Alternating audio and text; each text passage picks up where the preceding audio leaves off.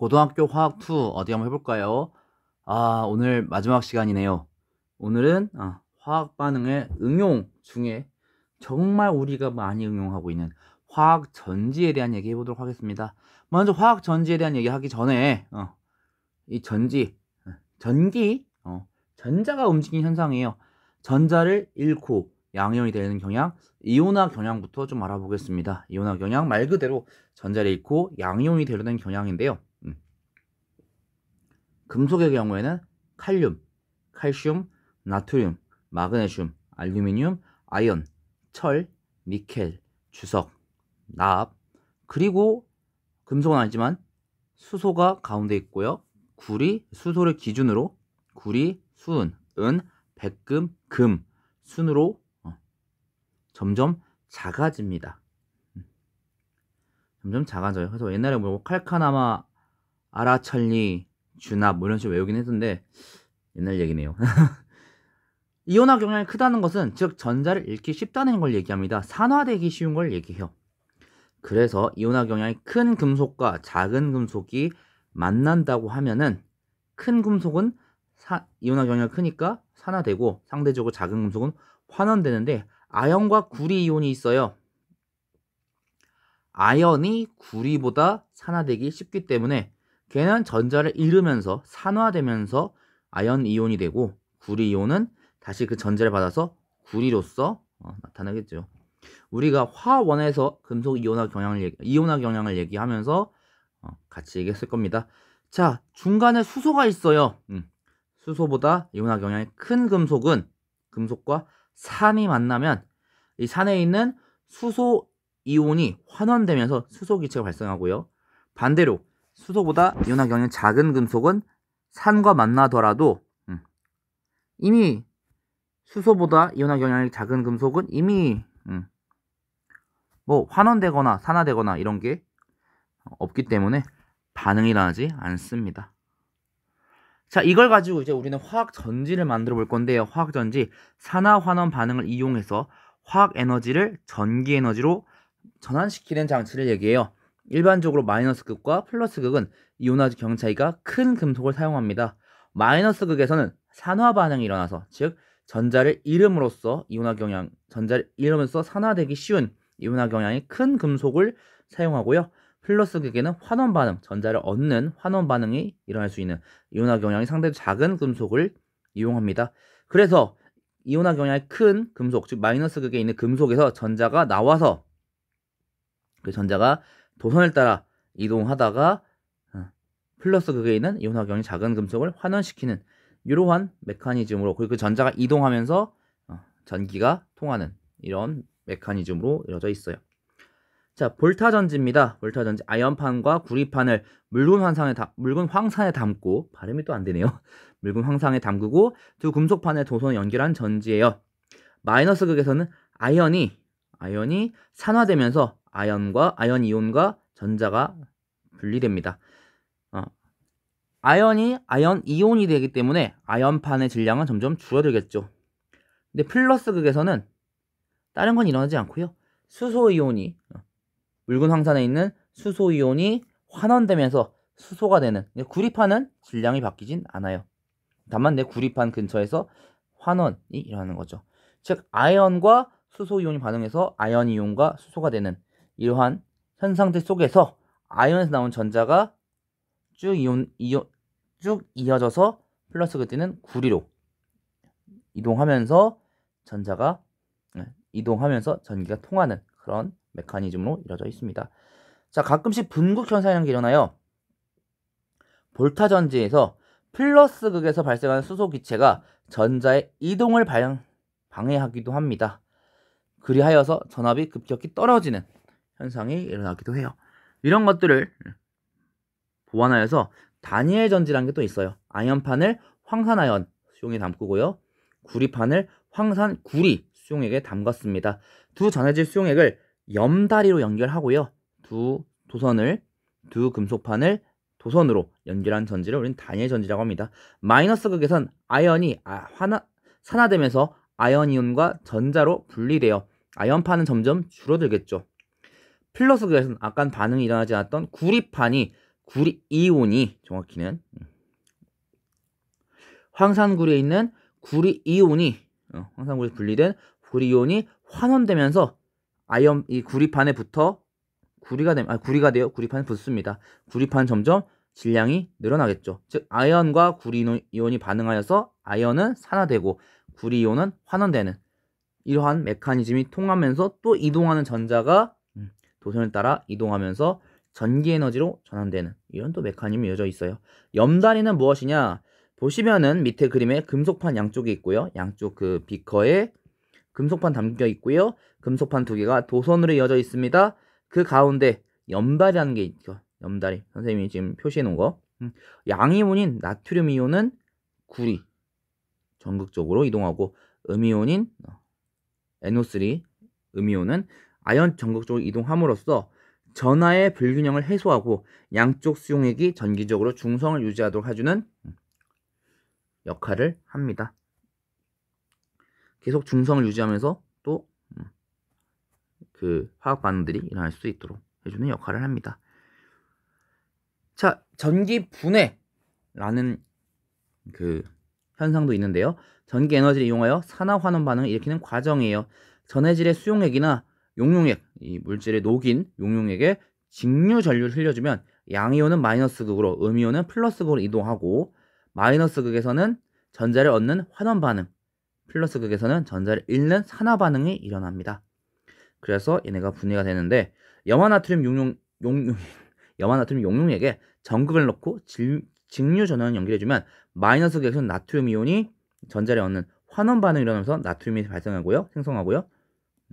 플러스 극에서는 염화 이온이 산화되어서 염소 그리고 전자가 분리되는 염소 기체가 발생하는 그런 현상이 일어나요. 즉 염화나트륨 용용액 이때 이 이온들이 한쪽에서는 마이너스 극에서는 환원, 플러스 극에서는 산화되면서 나트륨과 염소로 분리되는 거죠. 이걸 우리가 전기 분해라고 합니다.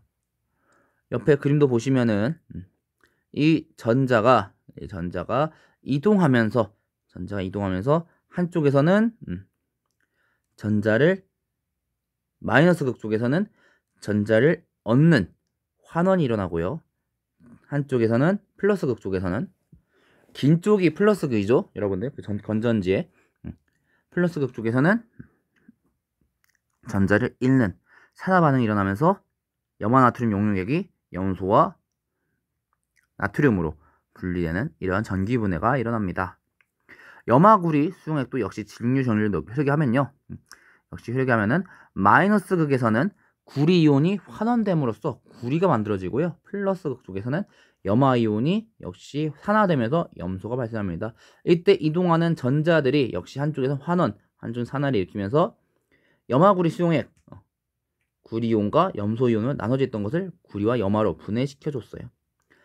특히나 전해질 수용액의 전기 분해에서 이온과 물이 산화 환원 반응되면 플러스 극에서는 전해질 음이온과 물 중에 산화되기 쉬운 물질이 먼저 산화됩니다.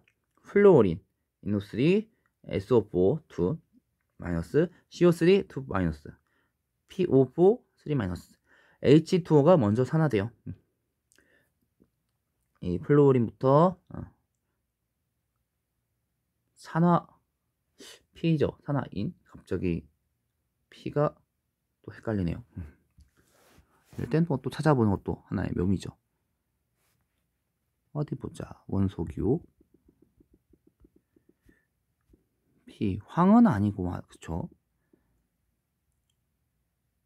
인이네요. 산화인 뭔가 이름이 좀 이상한데 아무튼 여러분도 한번 찾아보시는 거 좋을 것 같아요. 얘네는 물이 먼저 산화됩니다. 물이 산화되어서 산소와 수소 이온과 전자로서 분해됩니다. 근데 Cl, 염소, 브로민 그리고 수산화 이온 등은 물보다 얘네가 먼저 산화돼요. 그래서 전자를 다 내놓는 반응이 일어납니다.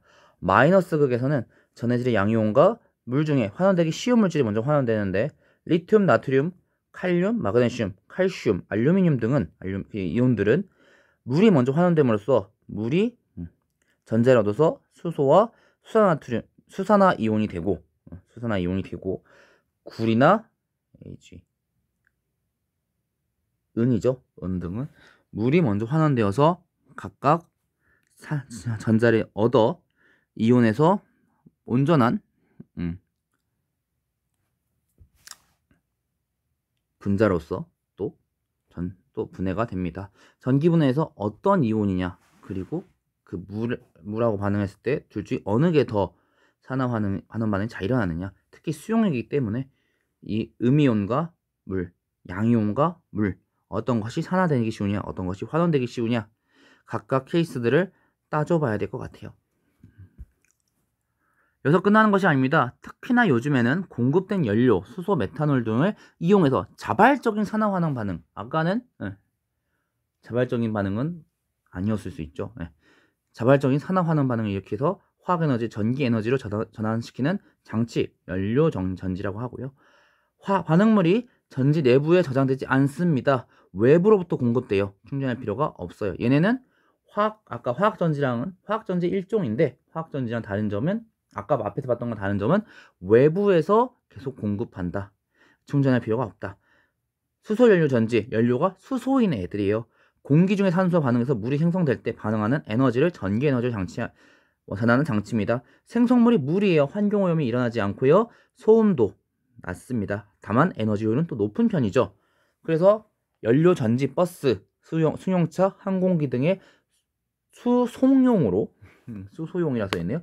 수송용으로, 그리고 노트북, 스마트폰, 태블릿 PC 같은 휴대용으로, 그리고 연료 전지 발전소 등의 산업용으로 이용됩니다. 수송용이에요. 자, 수소 연료 전지 한번 그 시스템 보면은 두 개의 전극과 분리막, 전해질로 구성되어 있습니다. 외부에 수소가 계속 공급되는데요. 마이너스 극에서는 수소가 산화되어서 수소이온과 전자가 되고요.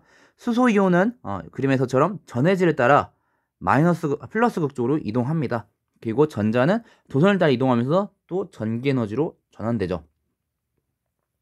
플러스 극에서는 에너지를 전환시키죠. 전지는 도선을 따라 이동하면서 전기에너지로 에너지를 전환시켜요.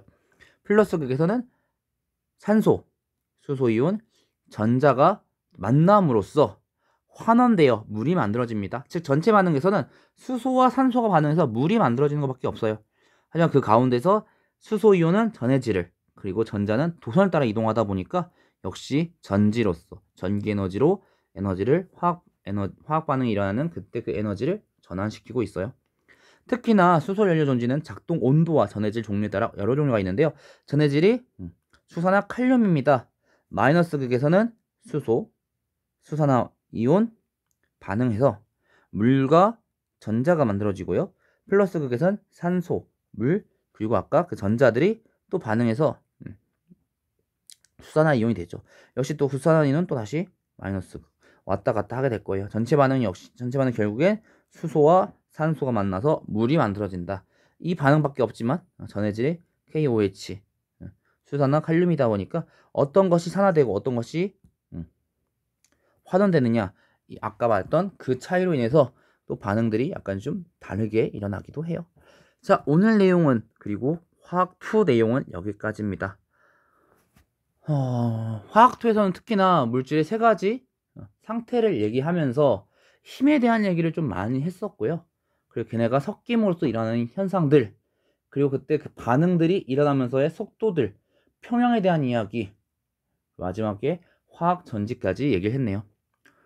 하나하나 차근차근 정리해 주시고요. 특히나 화학2도 마찬가지로 화학1과 관련이 많기 때문에 어려운 친구들은 화학1부터 다시 한번 차근차근 봐주시면 충분히 공부하시는데 도움될 거라고 생각이 듭니다.